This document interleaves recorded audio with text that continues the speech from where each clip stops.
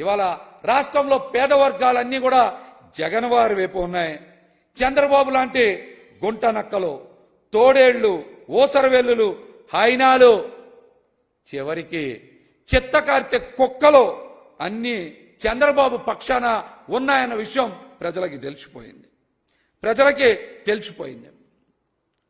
పవన్ కళ్యాణ్ అన్ని విధాల దిగజారిపోయారు. ఆయన అన్ని విధాల దిగజారిపోయారు.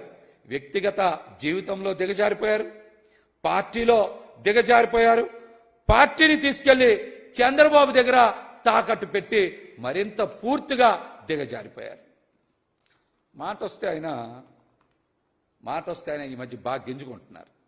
దేనికో తెలుసా? 3 పిల్లలు అంటేనే పవన్ కళ్యాణ్ బాగా గింజుకుంటున్నారు.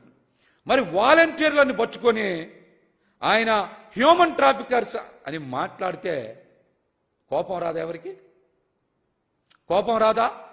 వాలంటీర్స్ని పట్టుకొని హ్యూమన్ ట్రాఫికర్స్ అని అంటే కోపం రాదా? నీవు ఎన్నికల అఫిడవిట్లో మాయ చేసినట్టు పెళ్లిళ్ళ విషయంలో, గొల్లాల విషయంలో కూడా మాయ చేస్తున్నావా లేదా అనే దానికి సమాధానం చెప్పాలి.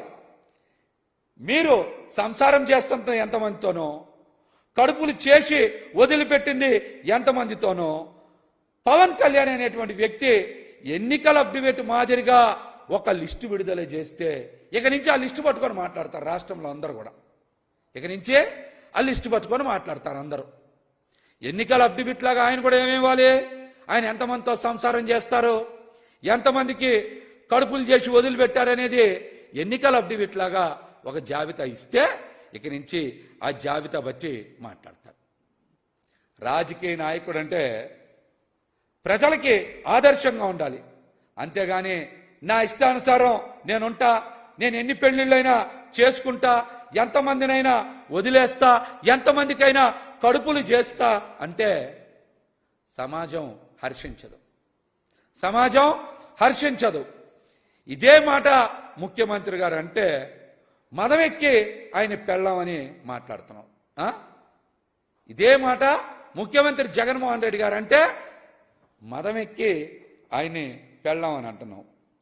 మహిళలంటే పవన్ కళ్యాణ్ అనే వ్యక్తికి ఎంత చిన్న చూపో, చులకనో ఈ మాట బట్టే అర్థమవుతుంది. ఆడవాళ్ళంటే అంగటి సరుకుగా చూసేటువంటి నీలాంటి వాళ్ళకి ఆడవాళ్ళని గౌరవించడం ఎప్పటికీ తెలియదు.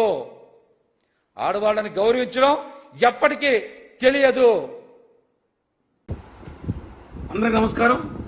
నేను మీ కిరణ్ రాయల్, జనసేన పార్టీ తిరుపతి నియోజకవర్గం ఇన్ఛార్జ్. ఏమన్నా మహేష్ అన్న, స్క్రిప్ట్ మహేష్ అన్న మళ్ళీ స్క్రిప్ట్ తీసుకొని ప్యాకేజ్ మళ్ళీ ఫ్రెష్గా ఈరోజు వచ్చినట్టుంది. అసలు నీ బాధ అర్థం కావట్లేదు. జనసేన ఉత్తరం వెళ్ళిపోయావు, వైసీపీలోకి పోయావు, అక్కడ పోయి ఎలక్షన్ సమయంలో ప్రచారం చేసుకోకుండా ఇప్పుడు కూడా మా నాయకుని తిడితే నీకేమొస్తుందో అర్థం కావట్లా. ఇందాక పవన్ కళ్యాణ్ గారి ఆస్తుల గురించి మాట్లాడావు, ఆయన లావాదేవీల గురించి మాట్లాడావు. ఒక విషయం అడుగుతున్నా నేను. ఈరోజు స్క్రిప్ట్ మహేష్ అంటే పోతిన మహేష్ పేరు స్క్రిప్ట్ మహేష్ అని నామకరణం చేద్దాం జనసైనికులంతా. ఎందుకంటే ఆయన గతంలో ఎప్పుడు కూడా స్క్రిప్ట్ తీసుకొచ్చి మాట్లాడాడు కాదు. గత 15 రోజులుగా ఆయన స్క్రిప్ట్ తీసుకొనే మాట్లాడుతున్నాడు. అందుకే స్క్రిప్ట్ మహేష్ అని పెడతాం.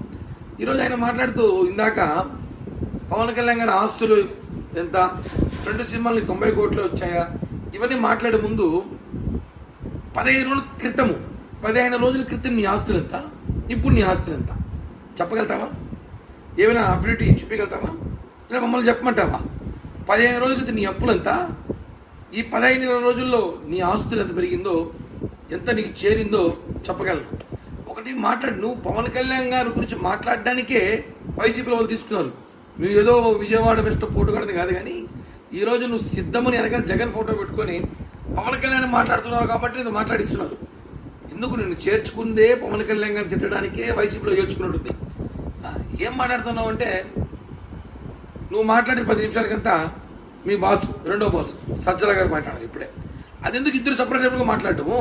ఇద్దరు కలిసి ఒకేసారి ప్రెస్ మీట్ పెట్టచ్చు కదా, కలిసే మాట్లాడచ్చు కదా. మరి కాసేపు నువ్వు కూడా వస్తాడు, పోసాని నేను కుక్క, వాడు మాట్లాడతాడు. ముగ్గురు కలిసి పెట్టండి ప్రెస్ మీట్, చూస్తాం మీరు ముగ్గురు వచ్చినా 300 మంది వచ్చినా పవన్ కళ్యాణ్ గారు ఎంట్రుగా కూడా మీరు టచ్ చేయలేరు. రాజకీయాల్లో ఉన్నత విలువల కోసం ఆయన పొత్తులు పెట్టుకున్నాడు. అంతేగాని నువ్వు ఈరోజు నీ పరిస్థితి విజయవాడ వెస్ట్ ఏంటో అందరికీ తెలుసు, నీ ఆర్థిక లావాదేవీలు ఏంటో అందరికీ తెలుసు. ఈరోజు మీరు మాట్లాడుతూ పవన్ కళ్యాణ్ గారు ఎక్కడ ఆస్తులు కొన్నారు, ఎక్కడ ల్యాండ్లు కొన్నారు చూపిమంటావు.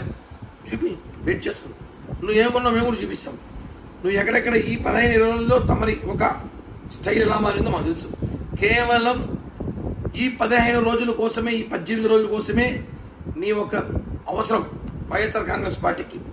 మే 13 సాయంత్రం కుక్కల చించిన ఇస్త్రీలాగా తమరు బతుకుంటుందని తెలుసుకోండి. ఎందుకంటే రాబోయేది కూటమి, మా జనసేన, టీడీపీ, బీజేపీ కూడా ప్రభుత్వం రాబోతుంది. తర్వాత మీ పార్టీకి అడ్రస్ ఉండదు, మీరు అడ్రస్ ఉండదు. ఈ విషయం తెలుసుకొని పవన్ కళ్యాణ్ గారి ఆస్తుల గురించి, ఆయన వ్యక్తిగత లావాదేవీల గురించి మాట్లాడేటప్పుడు మీ వ్యక్తిగత ఆస్తులు, మీ వ్యక్తిగత లావాదేవీలు చెప్తారని అడుగుతున్న స్క్రిప్ట్ మహేష్.